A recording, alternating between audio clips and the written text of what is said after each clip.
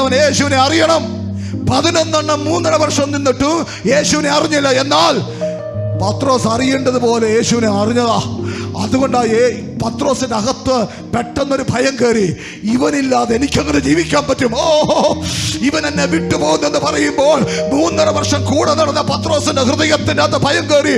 അവനൊരു ചിന്ത വന്നു, ഈ യേശുവില്ലാതെ എങ്ങനെ എനിക്ക് ജീവിക്കാൻ കഴിയും? ഇതാണ് ഒരു വിശ്വാസി അറിയേണ്ടത്. യേശുവിനെ അറിയേണ്ടതുപോലെ അറിഞ്ഞാൽ യേശുവിനെ പിരിഞ്ഞൊരു മിനിറ്റ് നിനക്ക് ജീവിക്കാൻ പറ്റത്തില്ല. Praise the Lord. 11 പേർക്ക് ആ തിരിച്ചറിവില്ലാതായിപ്പോയി. എന്താ നടന്നത്? യേശുവിൻ്റെ കൂടെ അല്ലയോ? യേശു കൊടുത്ത പണിയെല്ലാം ചെയ്തില്ലയോ? യേശുവിന് വേണ്ടി ഇതുപോലെ പുൽപ്പറ്റ് ഒരുക്കി കൊടുത്തവരല്ലേ ഈ 12 എണ്ണോ? 5 അപ്പം കൊണ്ട് 5000 അപ്പം ഉണ്ടാക്കിയപ്പോൾ ആൾക്കാരെ നിരനിരയായി ഇരുത്തിട്ട് വിളമ്പി കൊടുത്തതല്ലേ? എടാ 12 കൊട്ടം അധികം വന്നപ്പോൾ ഇവന്മാര് തലയെ വെച്ച് ചുമന്നുകൊണ്ട് പോയതല്ലേ ചായ? എടാ എന്നിട്ട് നീ എന്താ യേശുവിനെ അറിയേണ്ടതുപോലെ അറിയാത്തത്? Praise the Lord.